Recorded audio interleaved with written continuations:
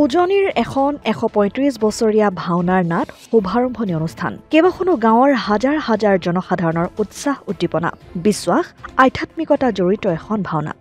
অসমীয়া সমাজ সংস্কৃতিৰ প্ৰাণ প্ৰতিষ্ঠাতা শ্ৰীমন্ত শংকৰদেৱৰ অনুপম সৃষ্টি অংকীয়া ভাওনাৰ জৰিয়তে অসমীয়া সভ্যতাৰ তথা অসমীয়া জাতীয় সংস্কৃতিৰ বুনিয়াদ গঠন কৰি অসমীয়া সাংস্কৃতিক চিৰদিনৰ বাবে এক গতিশীলতা প্ৰদান কৰি গৈছিল।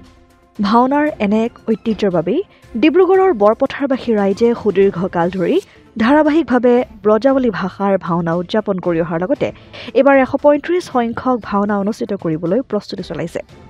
প্ৰতি ৩ বছৰৰ অন্তৰে অন্তৰে অনুষ্ঠিত কৰি অহা এই ভাওনাৰ বৈশিষ্ট্য আছে ভক্তি, প্ৰেম, শ্ৰদ্ধা আৰু আন্তৰিকতাৰে এগছি বন্তি জ্বলাই সেৱা তথা প্ৰাৰ্থনা জনালে ভক্তৰ মনোবাঞ্ছা পূৰণ হয় বুলি অতীজৰে পৰা বিশ্বাস।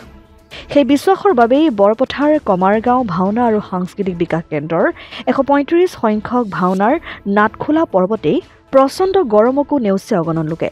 আগন্তুক ৮ আৰু ৯ ফেব্ৰুৱাৰীত দুদিনীয়াকৈ আয়োজন কৰা ভাওনাত এইবাৰ পৰিৱেশন কৰিব দ্ৰোণ পৰ্ব নামৰ ব্ৰজাৱলী ভাষাৰ নাট। সম্পূৰ্ণ ধৰ্মীয় পৰম্পৰা আধ্যাত্মিকতাৰ মাজেৰে গায়ন বায়নৰ জৰিয়তে আনুষ্ঠানিকভাৱে নাটখোলা পৰ্বত অভিলেখ সংখ্যক লোক উপস্থিত থাকে। জাতি, ধৰ্ম, বৰ্ণ নিৰ্বিশেষে প্ৰতি বছৰে লক্ষাধিক ভক্তৰ উপস্থিতিত অনুষ্ঠিত হোৱা ভাওনা উপলক্ষে বঁটা, গ্ৰন্থ উন্মোচন, সম্বৰ্ধনা আদিৰ ব্যৱস্থা কৰা হয়। আপোনালোকে সকলোৱে অৱগত, অসমবাসীৰ লগতে ডিব্ৰুগড়বাসী সকলোৱে অৱগত, যিহেতু বৰপথাৰ কমাৰগাঁও ভাওনা আৰু সাংস্কৃতিক বিকাশ কেন্দ্ৰৰ উদ্যোগত আমি প্ৰতি ৩ বছৰে আমাৰ এই ভাওনা ভাগি অনুষ্ঠিত কৰা হয়। আৰু এইবাৰ আমাৰ এই ভাওনাখনিৰ নাটখন হৈছে দ্ৰোণ পৰ্ব। আৰু আজি এই দ্ৰোণ পৰ্ব নাটখনি আমি যিটো পৰম্পৰা ৰীতি নীতি অনুসৰি আমাৰ যি গোসাঁইক চোৱাই লোৱা হয়, সেই ৰীতি নীতি অনুসৰি আমাৰ আজিৰ দিনটোৰ ভাগতেই আমাৰ আজি নাটখনৰ মুকলি কৰা হৈছে। আৰু ইয়াৰ পৰৱৰ্তী পৰ্যায়ত আমাৰ লাই খুঁটা পৰ্ব আছে, তাৰপিছতে আমাৰ মূল ভাওনাখনৰ প্ৰদৰ্শন হ'ব আৰু আমাৰ এটা বৃহৎ শোভাযাত্ৰা হয়। এই শোভাযাত্ৰাটোৰ প্ৰতিও আমি সকলোৱে আৰু আমাৰ যিসকল কমিটি আছে সেই সমিতিৰ সকলো সদস্যই তাৰ কাৰণে আমাৰ যৎপৰোনাস্তি চেষ্টা চলাই আছে। আমাৰ ৮ আৰু ৯ এই ফেব্ৰুৱাৰী মাহত আমাৰ এই ভাওনাখন অনুষ্ঠিত হ'ব। আৰু আমি সকলো অসমবাসী সকলো ৰাইজকে আমাৰ এই ভাওনা ভাগিলত তেখেতসকলে যাতে অংশগ্ৰহণ কৰে তাৰ প্ৰতি আমি তেখেতসকলক অনুৰোধ জনাইছোঁ। যে এই ভাওনাখন ১৮৯৮ চনতেই আমাৰ সেই পুলিন পোঠাসকলে আনিছিল লেতুকা সত্ৰৰ পৰা যোৰহাটৰ, তেতিয়া হয়তো ৰাস্তা পদূলিও নাছিল কিজানি। আৰু আজি পৰ্যন্ত আজি ২০২৫ চন আমাৰ এই ভাওনাখন ১৩৫তম হ'ব।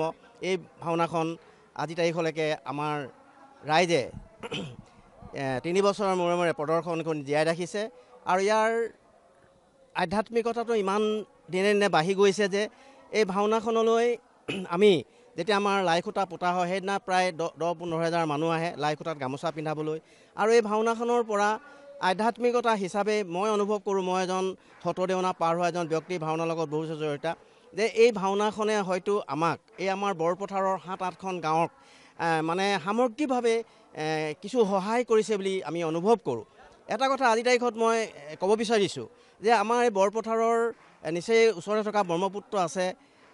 আমি গম পাওঁ প্ৰতি বছৰে ইমান মানে বতাহ ধুমুহা হয়, প্ৰাকৃতিক দুৰ্যোগ হয়, কিন্তু আজি পৰ্যন্ত আমাৰ এই প্ৰায় ৫-৬খন গাঁৱত কিন্তু সেই দুৰ্যোগটো হোৱা নাই।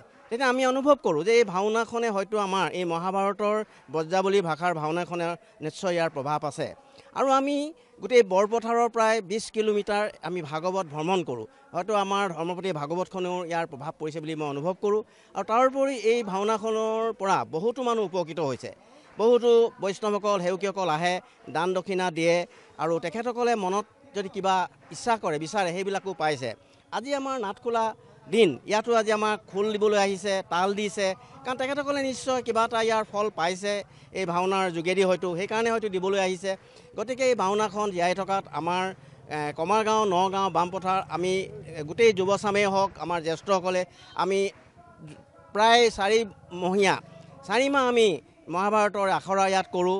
আৰু আমাৰ প্ৰতি নীতি নিয়মৰ মাজেৰে আমি কৰোঁ। ইয়াৰ নীতি নিয়ম আমি কেতিয়াও উলংঘা নকৰোঁ। আৰু এই নীতি নিয়ম চলি থকাৰ কাৰণে ভাওনাখনৰ আধ্যাত্মিকতাও দিনে দিনে বাঢ়ি গৈছে বুলি মই কওঁ। আৰু এই ক্ষেত্ৰতে মই ভাওনাৰ উদযাপন সমিতিৰ কাৰ্যকৰী সভাপতি হিচাপে অসমৰ সকলো ধৰ্ম ৰাইজক মই নিমন্ত্ৰণ জনাইছোঁ যে আমাৰ ভাওনাখনলৈ আপোনালোকে 8-9 আহি আমাক যেন কৰে আশীৰ্বাদ দিয়ে। অসমাদিত্য, ডিব্ৰুগড়। NKS হুণ্ডাইলৈ স্বাগতম। নৰ্থ ইষ্টৰ প্ৰথম GDSI 2.0 ফিচাৰ্ছ ডিলাৰ হৈছে NKS হুণ্ডাই। অত্যাধুনিক সা সুবিধাৰে তৈয়াৰী মষ্ট আপডেটেড হুণ্ডাই ডিলাৰ এতিয়া ডিব্ৰুগড়ত। আমাৰ NKS হুণ্ডাই ডিলাৰত open sales consulted room, customer ৰুমৰ লগতে পুৰণি গাড়ীৰ এক্সচেঞ্জ ফেচিলিটিও ৰখা হৈছে।